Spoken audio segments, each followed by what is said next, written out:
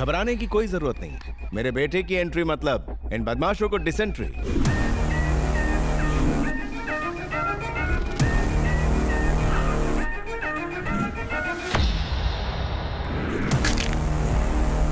कौन है रे तू?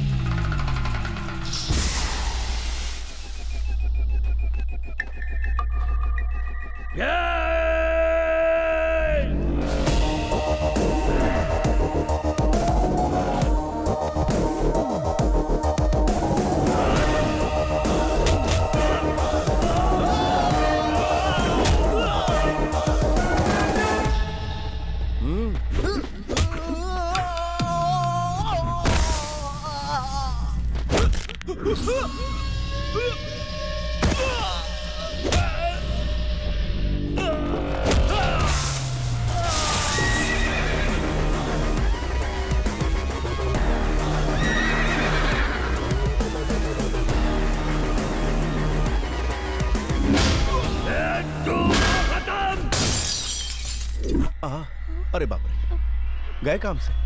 अब इनका क्या होगा?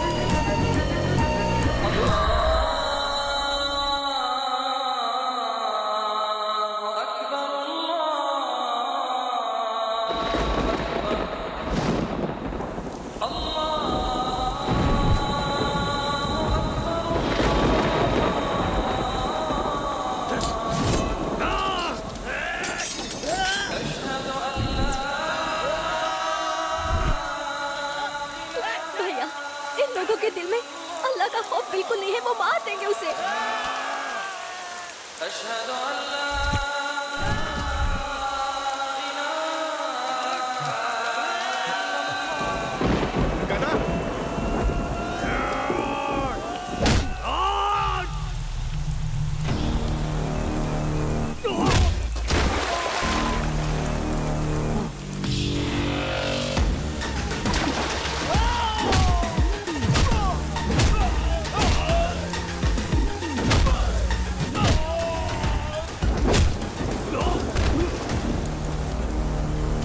तू मुझे मार रहा है?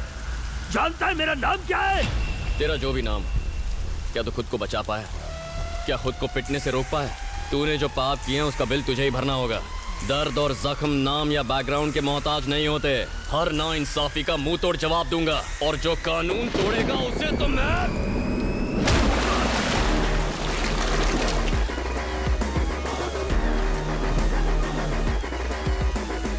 अरे बहन जी, कोई जरूरत नहीं, बिल्कुल मत घबराइए। ओके बेटा, तुम्हें चोट तो नहीं लगी ना? कुछ नहीं हुआ। लगी भी होगी तो तुम कहाँ मुझे बताओ? मुझे कुछ हो सकता है क्या चाहते हो?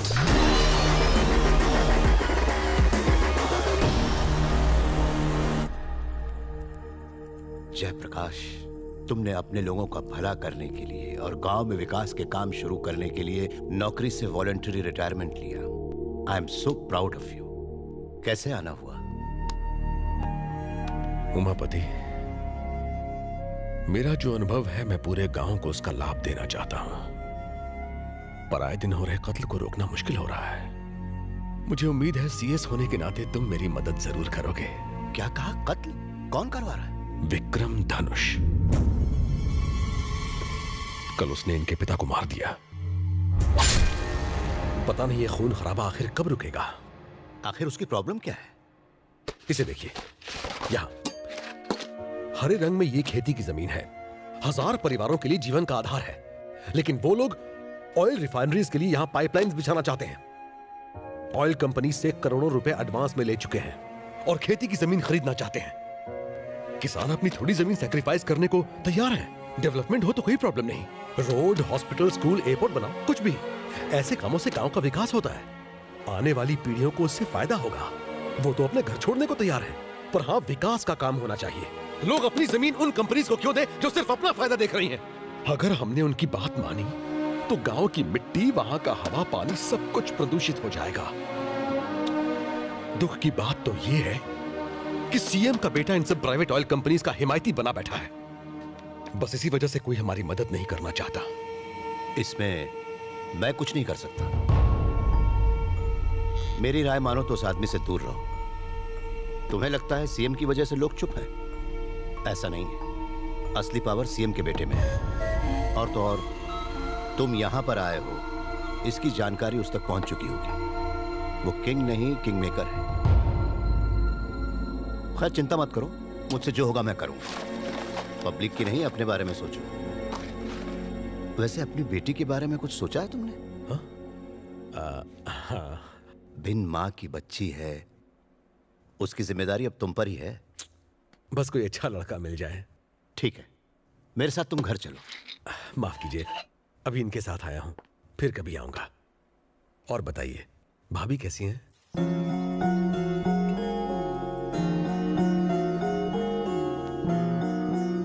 ओ महेश, कहाँ छुपा बैठा है रे तू? छे, कल मुही मोटी भैंस, इसके दिमाग और शरीर दोनों की चर्बी उतार दूंगी। गोरी भैंस। ओ मेरी औलाद, तू यहाँ है? दादी सासू क्या बना रही हो? दिखता नहीं, नाश्ता बना रही हूँ। नाश्ता बना रही हो? थोड़ा सांभर भी डालो ना। जहर भी डालूं ताकि तुझसे भी छुटकारा मिल जाए। कुछ भी कहो, सांभर का जवाब भी। Sambar is the king. और तू चुड़ैलों की क्वीन। गुलाब की कली, मैं ऑफिस जा रहा हूँ। हाँ, अरे ओ हड्डे हराम, हाँ? लड़की देखने गया था तो आंख पे काला पट्टा बांध के गया था। कलर और वजन देख के फिसल गया होगा, जो इस आटे की बोरी को हमारी गर्दन पे रख दिया। आपकी तकदीर तो अच्छी है, मेरी तो गई गुजरी है। तेरे को क्या तकलीफ? मैंने एक शर्त रखी थी कि ससुराल में खड़ूस दादी नहीं चाहिए, पर जब मैं यहाँ आई और मैंने आपको देखा तो मैंने कहा मैं ये शादी नहीं करूँगी। इतना नाक लगा रही थी तो क्यों की शादी? इन्होंने झूठ बोला ना। क्या झूठ बोला रे? इन्होंने मुझसे कहा 6 मंथ्स में टपक जाएगी, पर ये देखो 9 साल हो गए। मेरे मरने की राह देख रहा है? देसी घी खाया है मैंने। मेरे बेटे को किसी की नजर ना लगे, सारी पूरी नजर उतर जाए। दादी, भले ये बाहर से लड़ाई झगड़ा करके आए, पर नजर तो ऐसे उतारती है जैसे जंग जीत के आया हो। धीरे बोल, नहीं तो वो कद्दू उठा के तेरे सर पे ही फोड़ देगी। गणेश मेरे बड़े बेटे की औलाद है, लेकिन ये दोनों इसे अपना बेटा मानते हैं। इसके प्यार में कमी ना रह जाए, इसलिए अपनी औलाद नहीं होने दी। बाप रे पापा। एक बात बताओ, एक आम वकील अदालत में केस लड़ता है और अपने क्लाइंट को न्याय दिलवाता है, पर तुम केस तो ले लेते हो, लेकिन अदालत में केस न लड़के बाहर इससे लड़वाकर न्याय भैया वो दिलवाते केस थोड़ा हटके था। हो। कल तुमने एक कॉन्ट्रैक्टर को मारा, उसने जमीन पर कब्जा किया था। वो कोई मामूली आदमी नहीं है। हमने तो नेक काम शर्म किया। आनी चाहिए तुम्हें। ये ले बेटा, बाहर मेरी सब सुनते हैं, लेकिन घर में कोई सुनता ही नहीं है। मीठा खिला रही हो, मोटा हो जाएगा। आप होगे, ये थोड़ी ना होगा। लड़ाई करके आया है ना, पी लेना। थैंक यू ऐसा लगता है जैसे दाढ़ी यात्रा से आया है। क्या हुआ जी? क्या बताऊं क्या हुआ। इसे आईएएस बनने को कहा तो मना कर दिया, फिर सीए करने को कहा तो कहने लगा भाई खातों में मुझे कोई इंटरेस्ट नहीं है। फिर मैंने कहा लॉ ही कर ले भैया, तो वो भी ढंग से नहीं कर पाया। डिग्री तो मिल गई ना भैया। अच्छा, तीर मार लिया। और ये मिलिट्री में गया, वहां कई मेडल्स जीते, लेकिन प्रमोशन मिलने से ठीक 5 मिनट पहले नौकरी छोड़ दी। मिलिट्री बाहर के दुश्मनों से लड़ती है, लेकिन देश अंदर से खोखला हो चुका है। किसी को तो उसे ठीक करना ही होगा। मैं करूंगा। तेरा दिमाग तो खराब नहीं हो गया? Excuse me sir. आ गया बोला। नमस्ते सर। नमस्कार। नमस्ते सर। नमस्ते। तुझे हिब्रू भाषा में कहूँ? नमस्ते। अरे पद्मा आ गई, चल सांभर खिलाती हूँ, चल। बिल्कुल सही समय पर आए हो। 10 सालों से ये तमाशा फ्री ऑफ चार्ज देख रहे हो। 25 साल तक गधे को चने खिलाओ तू भी वो घोड़ा नहीं बन पाएगा। एक पंक्चर टायर में कोई हवा भर सकता है क्या? ऐसा ही इसका हाल है। इसे एग्जाम हॉल में किताब भी पकड़ा दो तो भी ये पास नहीं हो पाएगा। अगर मिट्टी में पानी डाला जाए तो सिर्फ कीचड़ ही बनेगा ना। कुम्हार उससे मटकी ना बना दे तब तक सिर्फ गंदगी ही करेगा।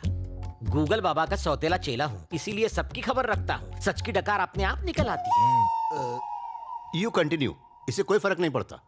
सर सर सर प्लीज इसे नाकारा मत कहिए, इसे बुरा लगेगा, खासकर जब ये सच में नाकारा हो। कुछ ढीठ लोग बुरा भी नहीं मानते।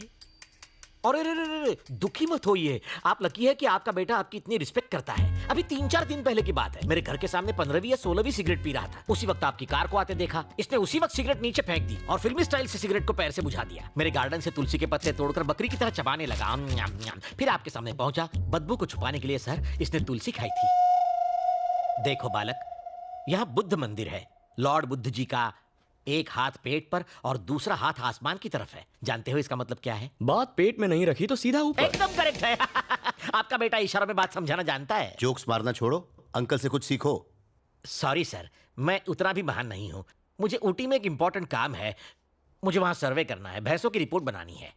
मेरी वाइफ को लाया हूँ, प्लीज उसे इसके साये से भी दूर रखिए। मैं उससे मिलकर निकलता हूँ। क्या बात है पद्मा, इतना मुंह क्यों लटका रखी है? पति टूर पर जा रहा है इसलिए?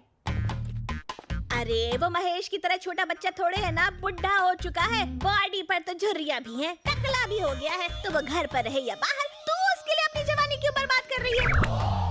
इधर कान ला, वो पका हुआ आम कभी भी टपक सकता है, किसी और को क्यों नहीं ढूंढती? इज्जत का फालूदा। ऐसा मत बोल, मेरे पति परमेश्वर हैं। ए पागल है क्या? मैं कौन सा कह रही हूँ कि इस बुड्ढे से तलाक ले ले। समझा कर, एक घर के अंदर एक घर से बाहर। सत्यानाश, वो भी गुजर जाएगी। थोड़ा कम खाया कर, नहीं तो अपनी किसी के सामने अपने बेटे की बेइज्जती करना अच्छी बात नहीं। अरे सूख जाएगा। गणेश इधर आओ। जी पापा। तुम जयप्रकाश अंकल को जानते हो ना? कुछ याद है तुम्हें? IAS थे जिन्होंने वॉलंटरी रिटायरमेंट हाँ, ली। हाँ, हाँ। उनकी एक बेटी भी है। अपने चाचा के साथ जाओ और उस लड़की को देख लो। पापा मैं नहीं जाऊंगा, आप सब चले जाओ। मैं इसलिए तुम्हें भेज रहा हूँ कि लड़की तुम्हें देख के पसंद करे। हाँ? तुम्हारी रजामंदी जरूरी नहीं है। फिर से बेइज्जती। आप टेंशन क्यों लेते हो भैया? अपना गणेश वहाँ बहुत बड़ा झोल करके आएगा। क्या बक रही है रे? हाँ दादी सासू, अपना गणेश कभी किसी को पसंद नहीं आएगा। ये तो रिजेक्टेड पीस है ना?